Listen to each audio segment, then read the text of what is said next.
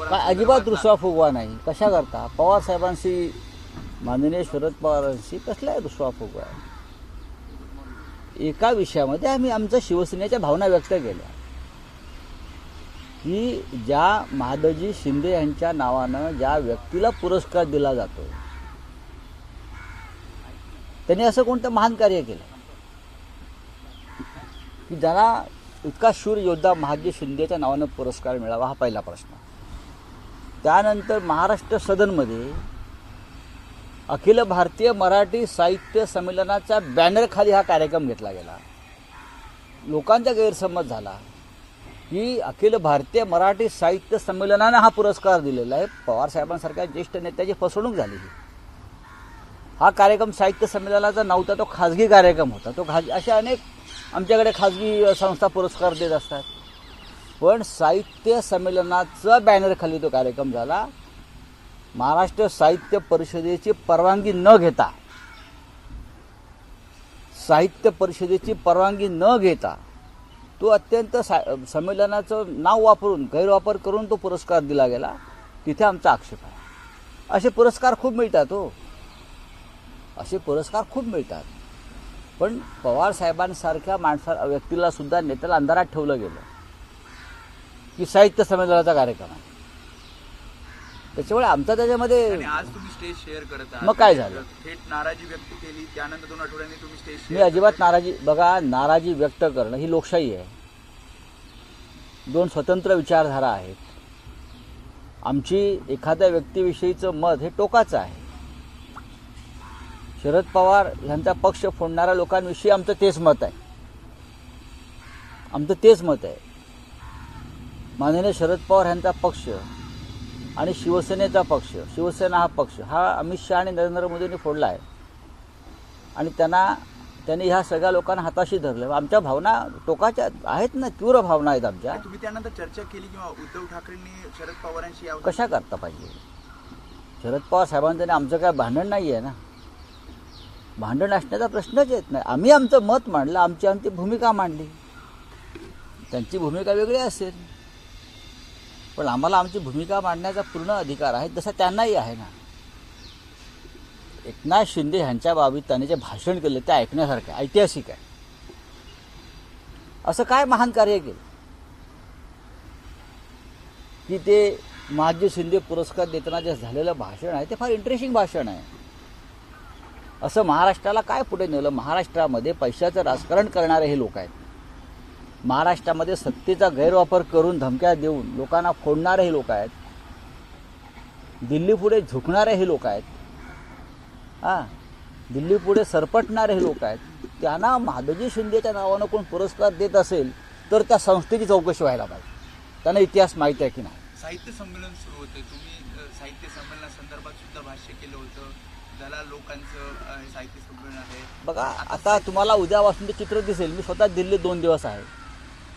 मी दिल्लीमध्ये यासाठी जातो आहे, पुस्तक सोडून द्या, अनेक मराठी लोक दिल्लीत येणार आहेत, तर त्यांना मलाही भेटण्याची इच्छा असते. आणि काही ते आमच्याशी संबंधित लोक असतात, ग्रंथ विक्रेते, पुस्तक विक्रेते, लेखक, त्यांना मला भेटण्याची सुद्धा इच्छा आहे. मी दिल्लीत थांबेन 2 दिवस. महाराष्ट्रातून आलेल्या लोकांना काही अडचणी असतील, सरकार सर्वत्र पुरं पडू शकत नाही, किंवा ज्या संस्था आहेत, हजारो लोक येत असतील मराठी, तर त्यांच्या काही अडचणी असतात. राहण्याच्या अडचणी आहेत, काही इतर अडचणी आहेत, काही वाहनांच्या अडचणी असतील, तर त्या जर मला सोडवता आल्या मराठी लोकांच्या संदर्भात तर नक्कीच मला आनंद होईल. म्हणून मी 2 दिवस दिल्लीत थांबणार. मुख्यमंत्री संमेलनाला हजेरी लावणार. काही निर्णय घेतले गेले, त्यामध्ये आता त्याच्या चौकशी करण्याची सुरू झालेली आहे. एसटीच्या ज्या बसेस घेतल्या होत्या त्याची चौकशी सुरू झालेली आहे. आता 900 कोटीचा हाऊसिंग प्रोजेक्ट सिडको जो आहे त्याच्या संदर्भात देखील तो युटर्न घेतलेला आहे सीएमने आता, आणि त्याची इन्क्वायरी सुरू केली आहे. हा पक्षाचा, त्यांच्या सरकारचा अंतर्गत विषय आहे. तर आधीच्या सरकारनं काही भ्रष्टाचार केला असेल, काही घोटाळे केले असतील, सरकारी तुजरीवर डल्ला मारला असेल, लूट केली असेल, जनतेला फसवलं असेल, राज्याला फसवलं असेल, आणि राज्याचे विद्यमान मुख्यमंत्री देवेंद्र फडणवीस यांच्यातला एक सच्चा आणि प्रामाणिक माणूस जागा झाला असेल, आम्ही जुने फडणवीस बघितलेले आहेत, आणि त्यांना या सगळ्याची चौकशी करावी अशी तीव्र इच्छा निर्माण झाली असेल, त्याचं स्वागत केलं पाहिजे. छत्रपती शिवाजी महाराजांच्या जयंतीनिमित्त काल देवेंद्र फडणवीसजी हे शिवनेरीवर होते. त्यांचं भाषण तुम्ही ऐकलं असेल. छत्रपतींचा एक विचार होता, रयतेच्या काडीच्या किंवा भाजीच्या देठालाही हात लावू नका, म्हणजे एक नया पैशाचा भ्रष्टाचार करू नका आणि सहन करू नका. जर छत्रपतींच्या विचाराने वागून राज्याचे मुख्यमंत्री हे त्यांच्या मंत्रिमंडळात जे लोक आहेत ते महाराष्ट्राची लूट करताना दिसत आहेत आणि त्यांना थांबवायचं असेल तर आम्ही नक्की विरोधी पक्ष जरी असला तरी आम्ही त्यांचं समर्थन करू. आज रेखा गुप्ता मुख्यमंत्री पदावर दिल्लीचे विराजमान होत आहेत. आपले मुख्यमंत्री उपमुख्यमंत्री सुद्धा शपथविधीसाठी गेला आहे. दिल्लीचं सरकार कसं बघतायत? नाही, दिल्लीचं सरकार बघण्यापेक्षाही ज्या पद्धतीने ते सरकार स्थापन झालेलं आहे त्याच्याकडे पाहायला पाहिजे. अरविंद केजरीवाल हे विरोधी पक्ष आहेत, ते जरी स्वतः पराभूत झाले असले तरी त्यांचा 22चा आकडा आहे, विरोधी पक्ष आहे त्यांचा. मला गंमत वाटते की सरकार स्थापन होण्याआधीच तिकडल्या लेफ्टनंट गव्हर्नरनं यमुना सफाईची मोहीम हाती घेतली. खरं म्हणजे केजरीवालचं सरकार अनेक वर्षापासून ती मागणी करत होती, यमुना सफाईसाठी केंद्राची मदत मिळावी, पण लेफ्टनंट गव्हर्नरनं त्यांना कोणत्याही प्रकारे यमुना सफाईचा कार्यक्रम पुढे नेऊ दिला नाही. म्हणजे विरोधी पक्षाचे सरकार असेल तर केंद्र सरकार कशा प्रकारे वागतं. पण सरकारनं शपथ घेण्याआधी लेफ्टनंट गव्हर्नरनं त्या सगळ्या मशिनरी आणून यमुना सफाई सुरू केली. आता यमुना सफाई सुरू केली तशी आमची मिठी नदीची सफाई का करत नाही तुम्ही? शेकडो कोटी रुपये खर्च केले, काही त्याचा टास्क फोर्स बनवला, निधी कोट्यवधी रुपये आणला. मग यमुना सफाईला तुम्ही सुरुवात केली असेल तर मिठी नदीला सुद्धा तुम्ही सुरुवात करा सफाईसाठी ना, की राज्य कोणाचं आहे, त्याचा कोणाला फायदा होणार आहे हे पाहून तुम्ही कामं करताय. हां सर, हम देखें अखिल भारतीय मराठी साहित्य सम्मेलन होने वाला दिल्ली में, वहीं पर प्रधानमंत्री मोदी और शरद पवार जी एक साथ स्टेज शेयर करने वाले, आप भी जाएंगे कैसे? नहीं, मैं सम्मेलन को नहीं जाऊंगा, मैं दिल्ली में रहूंगा क्योंकि महाराष्ट्र से सैकड़ों लोग जा रहे हैं. अगर उनको कोई असुविधा है, सरकार तो करती है या संस्थाएं भी करती है, लेकिन हमारे लोग हैं, हमारे जान पहचान वाले लोग हैं, उनको भी कोई तकलीफ़ हो सकती है, दिल्ली है, तो उनको अगर हम कुछ मदद कर सकेंगे तो ज़रूर मैं 2-3 दिन वहाँ बैठूँगा. साहित्यिक, लेखक, कवि या बुक सेलर जाते हैं, मराठी के ग्रंथ विक्रेते, उनको अगर कोई ज़रूरत है तो शिवसेना वहाँ उनको मदद करेंगे, हमारी शिवसेना उनको वहाँ मदद करेगी, इसलिए मैं जाकर बैठूँगा. सर, रेखा गुप्ता आज दिल्ली की मुख्यमंत्री की शपथ ली, कैसे देखते हैं आप? अच्छी बात है. एक महिला को, जो बीजेपी की कार्यकर्ता है एबीवीपी से, जिसने कभी दिल्ली के महानगर पालिका में ज़ोर से तोड़फोड़ और हंगामा मचा दिया था, वहाँ के महापौर के सामने बहुत बड़ा दंगा किया था, मैंने देखा था वो. तो ऐसी नेता को अगर मुख्यमंत्री बनाया है तो बीजेपी की वो एक अच्छी चॉइस है, बीजेपी की विचारधारा की चॉइस है, और मैं मुख्यमंत्री का स्वागत करता हूँ. दिल्ली जैसे राज्य में एक सामान्य कार्यकर्ता को इस प्रकार से एक ऐसा अवधा मिला है, पद मिला है. लाडकीबहीण योजनेमध्ये आणखी निकष लावले जाणार आहेत. त्यामुळे साफ करना चाहिए, मीठी नदी भी साफ करना चाहिए, आप कह रहे हैं यमुना भी.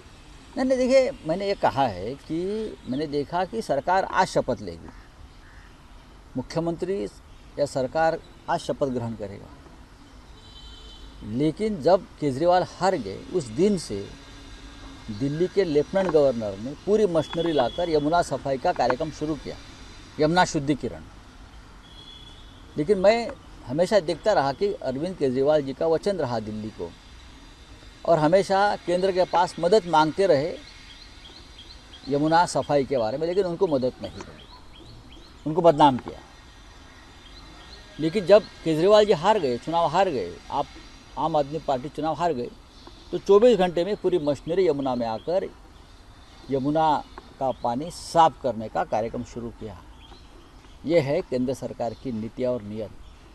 जहाँ अपोजिशन की सरकार है, मुख्यमंत्री है, वहाँ जनता के हित में अगर काम के लिए कोई मांगता है कोई मदद, तो मदद नहीं करते जब तक उनकी सरकारें नहीं आती। जैसे महाराष्ट्र के एक मंत्री है, उसने कहा जिस गांव में हमारे पार्टी का सरपंच नहीं है वहाँ 1 रुपया भी मैं विकास निधि नहीं दूंगा। ये उनकी भूमिका है। महाराष्ट्र गवर्नमेंट आगरा में लैंड एक्वायर कर रहा है शिवाजी महाराज मेमोरियल बनाने के लिए, ऐसा फडणवीस ने कहा है। लेकिन यहीं पर अगर देखा तो महाराष्ट्र के जो किले हैं उनकी जतन नहीं किए जा रही बराबर से। अभी कल ही फडणवीस साहब ने कहा है कि मैं मंदिर से ज़्यादा छत्रपति शिवाजी महाराज को किले को मानता हूँ। छत्रपति शिवाजी महाराज के जो किले हैं वही हमारे लिए मंदिर है। आप जो बोलते हो छत्रपति जी के सामने शिवनेरी किले पर, वो बात आप सच में उतारिए, नहीं तो लोग बोलेंगे आप छत्रपति जी के सामने झूठ बोलते हो। राऊतसाहेब, एक प्रश्न असा आहे की मनसे नेते अमित ठाकरे यांनी पक्षाच्या बैठकीत एक परखड मत व्यक्त केलेलं आहे। पक्षाच्या पराभवाला ईव्हीएमला दोष देण्यात अर्थ नाही, पक्षाच्या पराभवासाठी आपण स्वतः जबाबदार आहोत आणि जर ईव्हीएमला दोष द्यायचा असेल तर ईव्हीएम हॅक केलं जातं ते सिद्ध करून दाखवा। अमित ठाकरे हे त्या पक्षाचे नेते आहेत।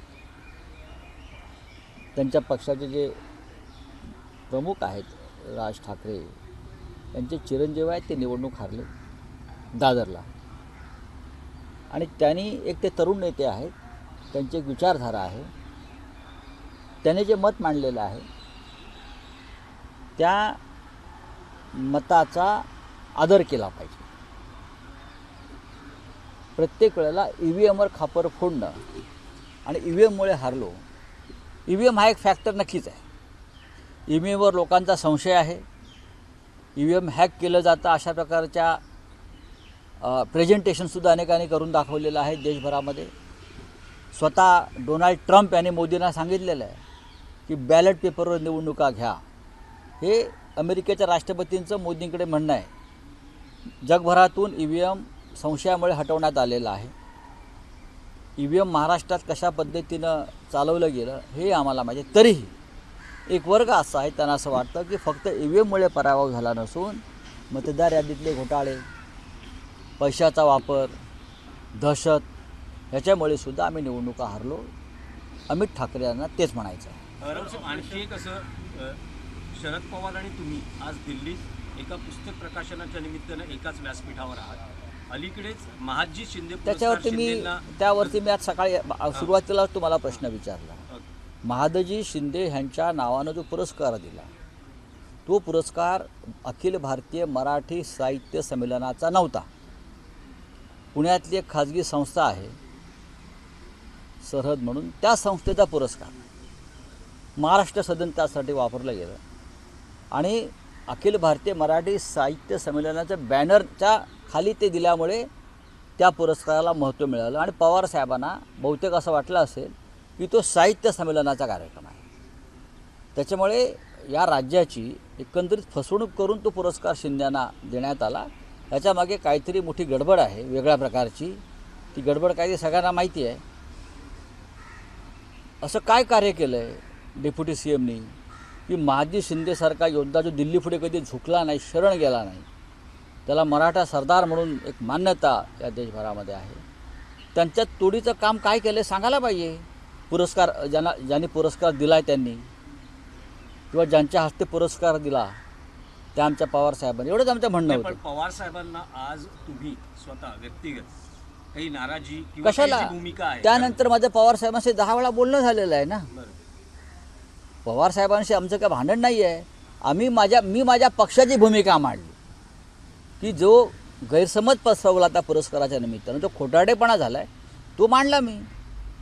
आणि तो मांडताना आम्ही कोणाविषयी राग लोभ व्यक्त केले नाहीत की हे खोटं आहे, हे चुकीचं आहे, ही फसवणूक आहे, एवढंच मी म्हणालो। थँक्यू। ऑपरेशन टायगरसाठी आता 12 मंत्र्यांकडे जबाबदारी दिली गेली असं प्रताप सरनाईक म्हणतात। आणि तुम्ही काल ठाण्यामध्ये आले होता, पुन्हा भगवा फडणा बालेकिल्ला शिंदेंचाच असं देखील शिंद्यांचा बालेकिल्ला कोणताच नाही आहे। शिंद्यांच्या पैशाने काही बालेकिल्ले तात्पुरते उभे केले आहेत। एकनाथ शिंद्यांनी बालेकिल्ला उभा करावा असं कोणतं महान कार्य त्यांनी गेल्या 50 वर्षात केलं? ते का लोकमान्य टिळक आहेत? हां काय कोण आहेत का वल्लभभाई पटेल आहेत काय त्यांचा विचारधारा काय आहे? कोण आहेत ते का श्यामाप्रसाद मुखर्जी आहेत दीनदयाळ उपाध्याय आहेत अटल बिहारी वाजपेयी आहेत सांगा ना मला की त्यांची एक विचारधारा आहे आणि त्यांनी बालेकिल्ले उभे केले त्यांच्या विचारांचे काय आहे. ज्या दिवशी अमित शहा नसतील त्या दिवशी बालेकिल्ले काय त्यांची टेकड्या पण राहणार नाहीत. सर, राउत ममता साहब, बनर्जी ने राउत एक बयान दिया जिस पर लेकर विरोध हो रहा है. उन्होंने कहा जो महाकुंभ है वो मृत्यु कुंभ में बदल गया है. देखिए महाकुंभ की एक श्रद्धा है एक पवित्रता है. ममता जी ने कहा है कि महाकुंभ के शुरू होने से अब तक कितने लोग मारे गए चाहे प्लेटफॉर्म हो चाहे प्रयागराज में भगदड़ हो चाहे लोग 6000 से ज़्यादा लोग लापता है कहाँ गए. हमको भी महाराष्ट्र के उसमें 17 लोग हैं. क्या देवेंद्र फडणवीस जी एकनाथ शिंदे अजित पवार जो लापता लोग हैं उनको लाकर लेके आ सकते हैं. जो मारे गए लोग सड़क पर मारे गए एक्सीडेंट में जाने आने में यातायात में वो भी महाकुंभ के ही बड़ी है ना. तो ममता जी ने जो कहा है उनकी एक वेदना है उनका दुख है दर्द है. चलो राउत साहब, एबीपी माझा उघडा डोळे बघा नीट.